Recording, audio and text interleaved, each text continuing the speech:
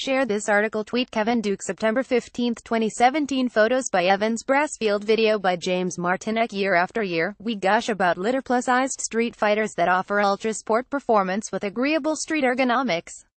Our expert riders love Super Dukes and Tuonos, and also appreciate S1000Rs and Ducati's big monsters.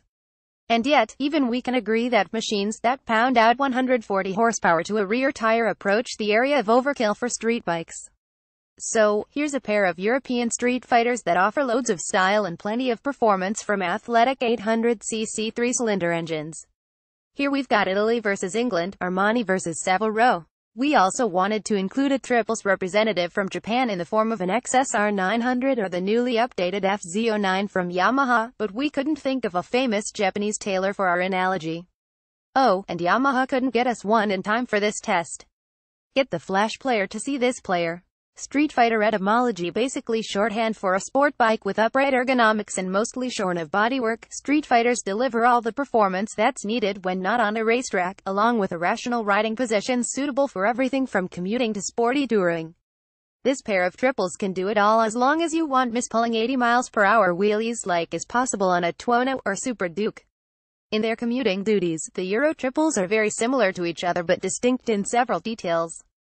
The trumpet impresses with its refinement, and that's evident even before firing them up.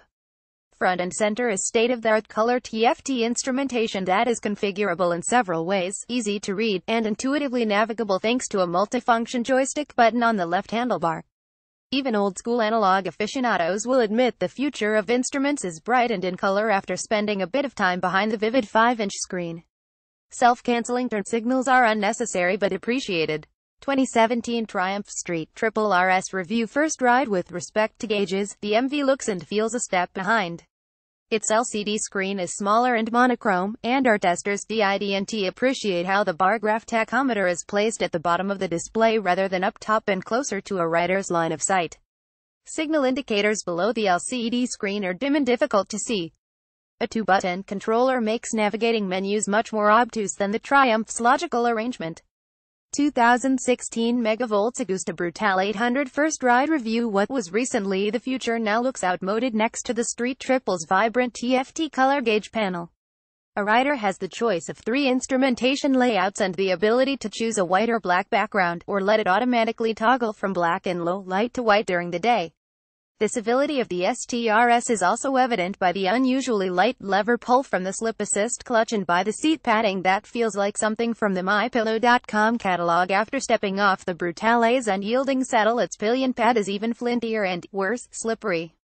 In the MV's favor is considerably more legroom compared to the Triumph's track-ready higher placement. Both bikes have quick shifters, but the Brutale adds an auto-blipping downshifter. The MV's clutch annoys for its relative heaviness but satisfies with a nicely wide engagement zone that makes pulling away from a stop more confidence-inspiring than the RS's friction zone in the last few millimeters of its lever travel. Meanwhile, the stylistic line running along the side covers below the seat remind us that Italians sometimes put form over function, as it juts out between bony knees and is a mild irritant. Further down, the Brutale feels relatively fat between ankles to supply adequate clearance for its glorious exhaust outlets. Also, the frame's aluminum side plates get hot on ankles in warm weather, so you might want to avoid wearing your Gucci's. Compromise is evident in the Brutale's seat. The void below it is an inspired styling touch, while the stiff padding inside is more like a spanking. After a 100-mile stint on the freeway, our new associate editor Ryan Adams said the seat made him want to cry.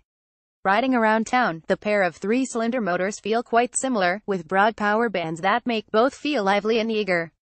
The difference is mostly felt in terms of refinement.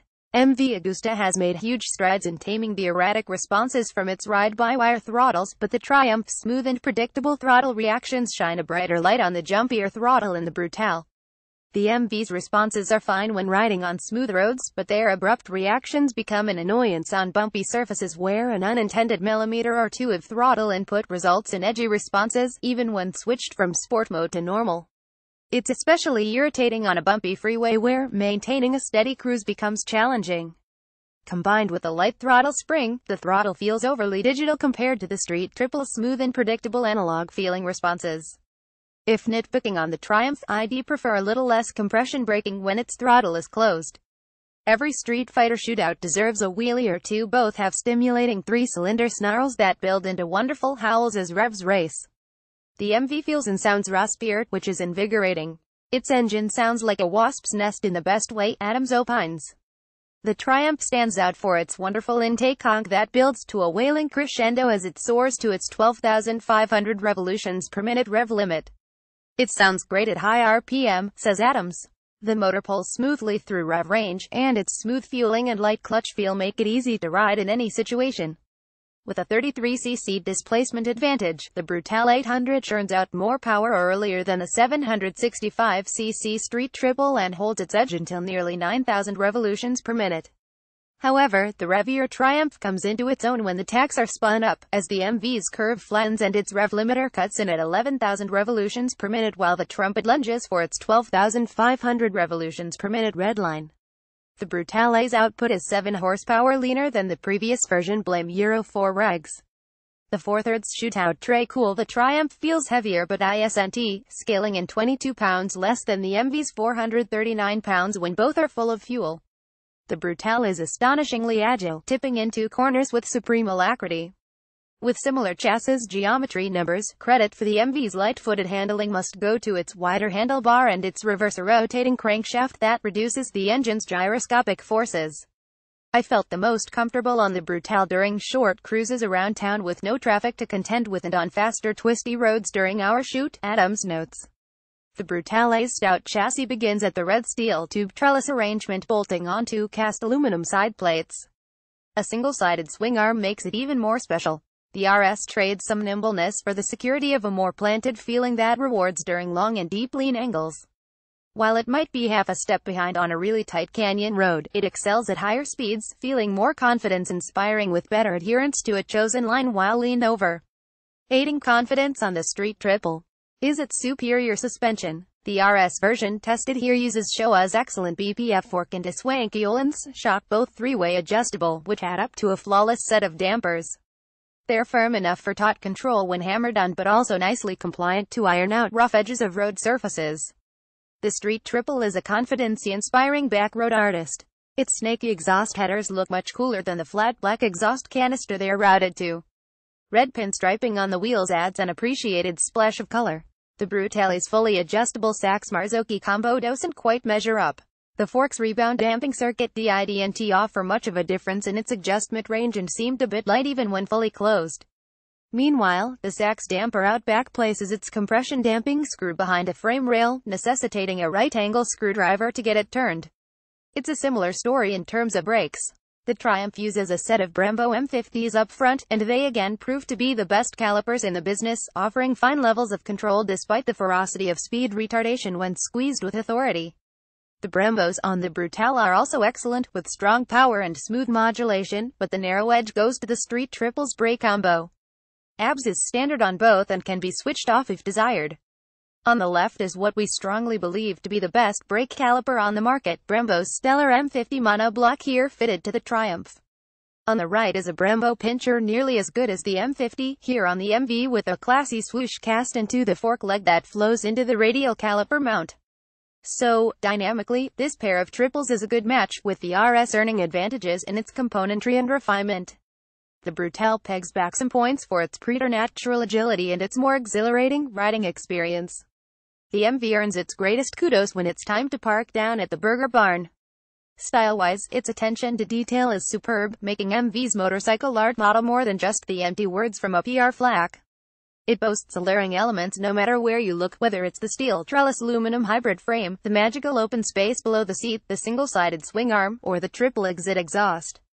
Even a simple item like a side stand is hewn to be artful on MV Augustas.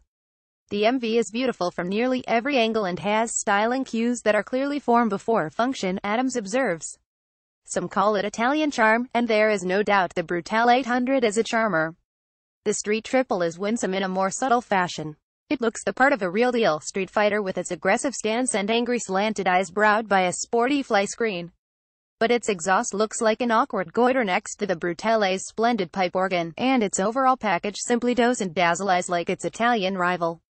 Italian charm or English civility, choosing a winner from this duo is fraught with compromise, as each has its own special character.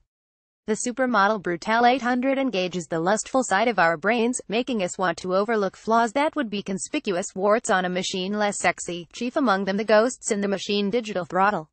If I had to choose between the two, I may opt for the Brutale if I were adding it to a collection of other bikes, Adams judges.